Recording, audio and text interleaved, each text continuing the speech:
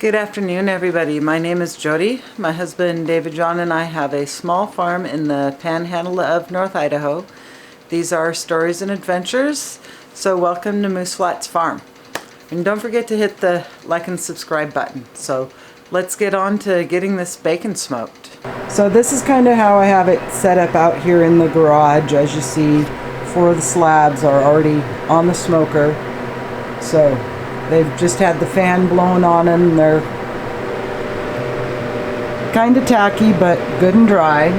And we're going to be basically starting in the middle of the process just because of lighting. This morning when I got up at 5 o'clock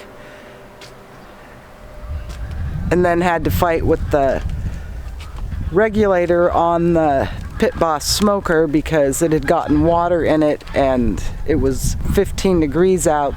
The water was obviously frozen, so I had to pull the hose and regulator off the barbecue and get it put on the Pit Boss. So by 6 o'clock I had it up and running. It's now almost noon, so Jamie's bacon has been smoking for 6 hours straight. I've only opened the smoker once, and that was to add some more water because you don't want to be opening your smoker a ton because it just lets all the heat out, especially when it's this cold out, and it just lets a bunch of smoke out at the same time. So there's my Pit Boss vertical smoker. It is as I said, a propane smoker. So just about ready to pull that bacon out, show you it, and put the new bacon on. So I am running this on the lowest setting and using apple pellets. We're doing the Traeger apple pellets for their smoker.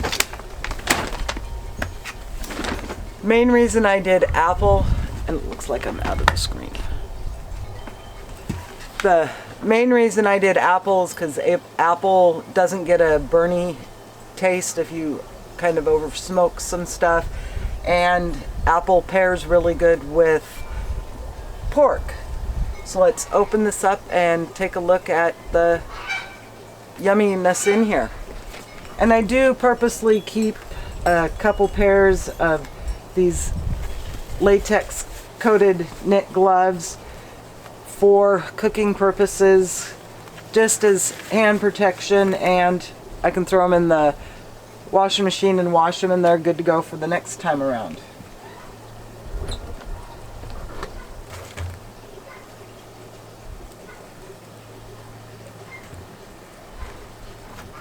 So what I'm going to do is I'm going to pull these slabs out, put them back on the racks, and put them back in the garage to cool. Let's start pulling these out.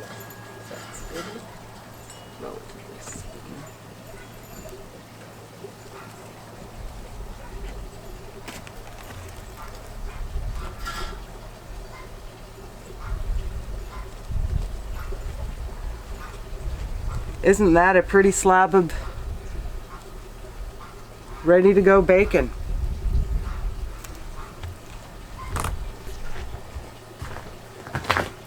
So I'm just gonna alternate between pulling a cooked one out or smoked one out and putting one in that needs to be smoked.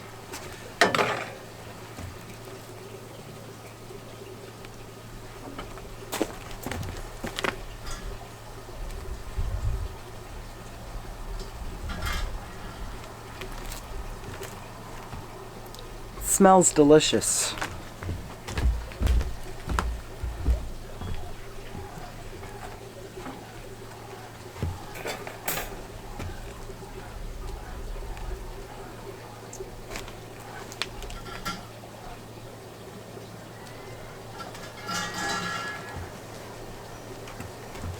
And there's one of the rosemary pepper ones.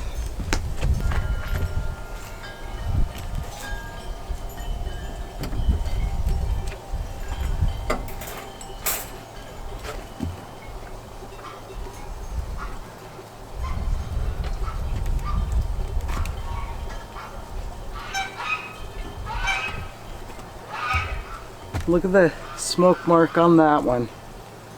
Go grab the last one.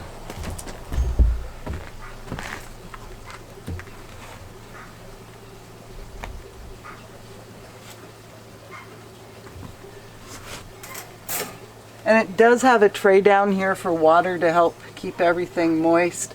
Gonna have to go grab some more water and fill that up, and then we'll check the pellets themselves.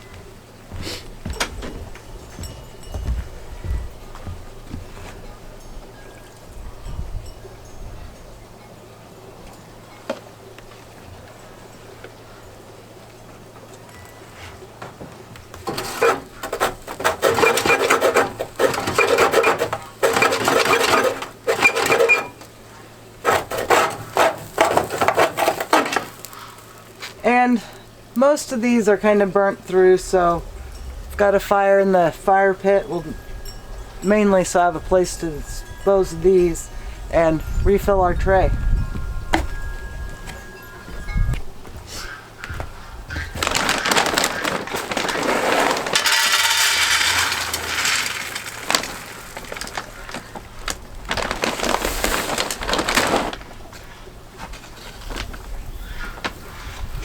And this tray of pellets lasts about 2 hours, then you have to dump it and add some more.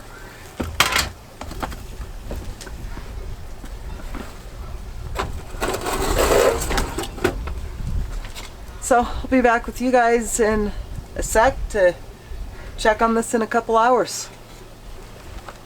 Okay guys, we're about 3 hours in. It's about time to check the water and check our pellets. I have topped it off once already, but let's start with the pellets.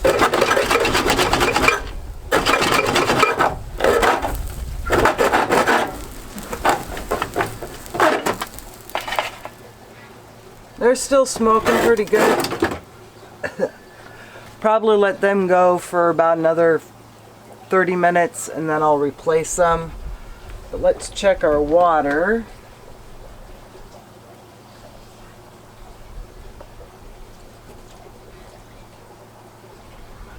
Okay, topped it off, but it's looking pretty good in there.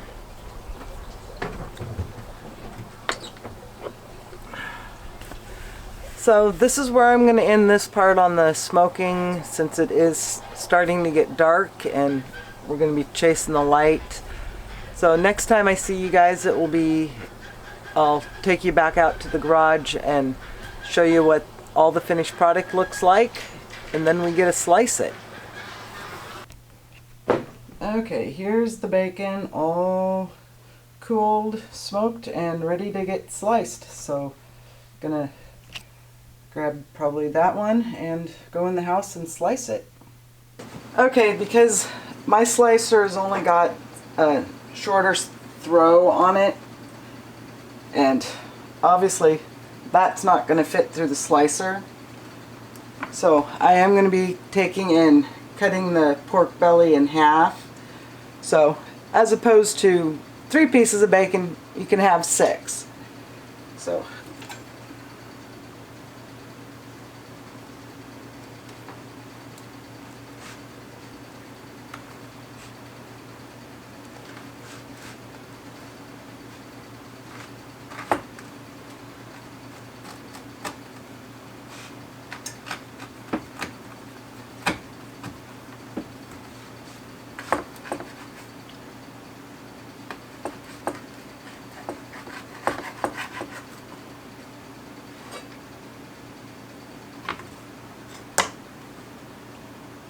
So there's that. We are going to be cutting it this way on the slicer.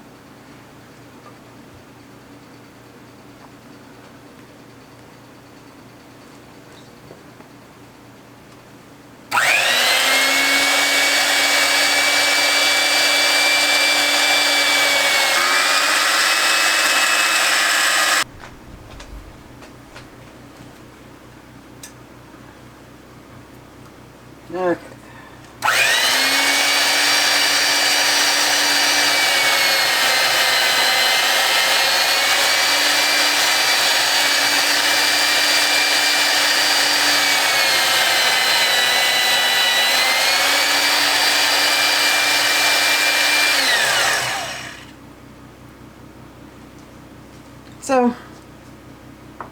little on the thick side, so I'll shrink this down a little bit, but there's some yummy start to bacon.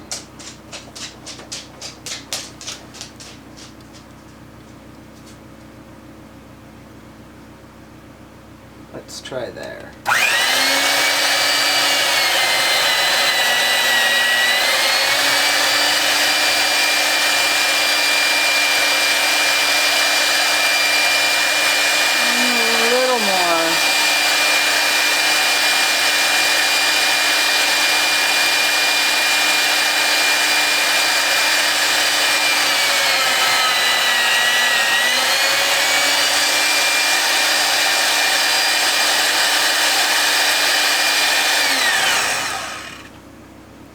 That looks pretty good, so gonna put the camera on time lapse and get this slab done.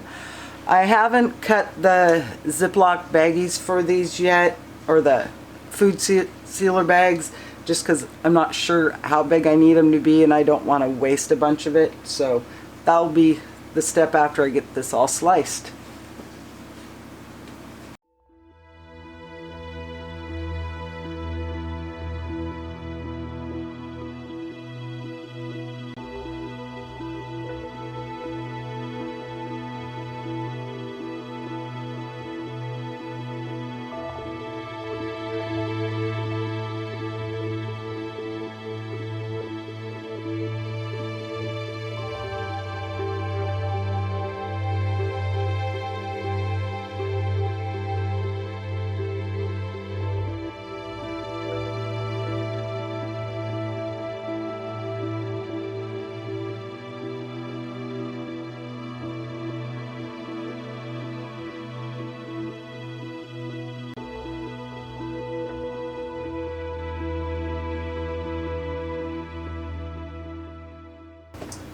Gone through and got David Jones and mine all sliced.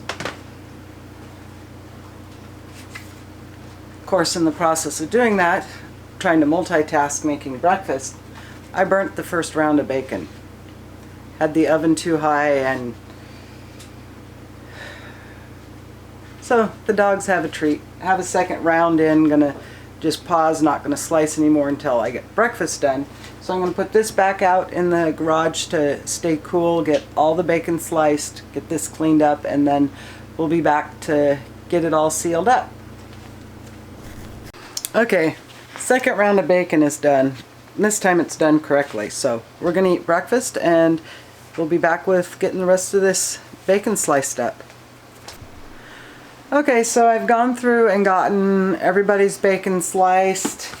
This is my tub of bacon. Have figured about the right size of bag to do the food saver bags, and these are going to be done in 1 pound blocks, so get a pound measured out and show you guys how the food saver works.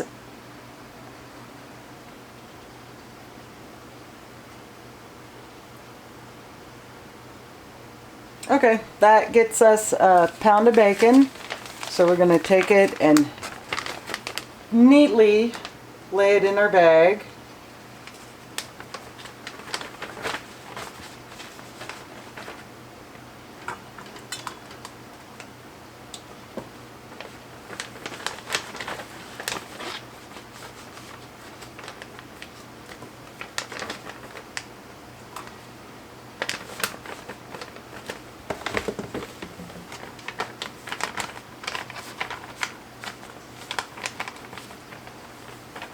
Have it kind of neatly put in there.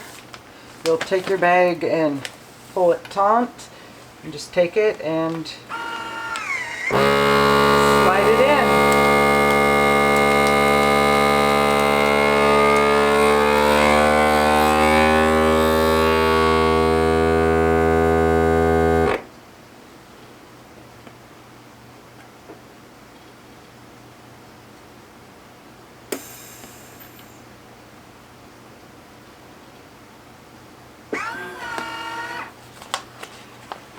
And I could, because it's just the two of us, do half-pound packages, but we use when I pull one of these out, usually I'm planning on 2 breakfasts within a couple days of each other that I'm making, and we'll just do bacon and eggs a couple days in a row. So gonna go through, get the rest of my bacon packaged up.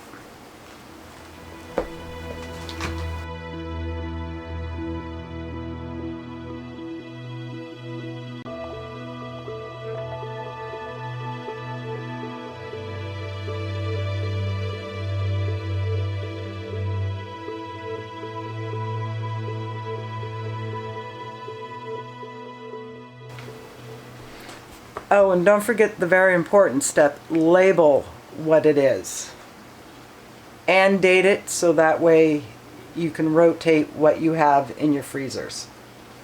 So we wound up with 7 1-pound packages of bacon, plus the bacon that I accidentally burnt this morning, and then the bacon we used for breakfast. So, which may not seem like very much, but explains why bacon is so expensive in the store. Just the process of going through it, is it worth doing?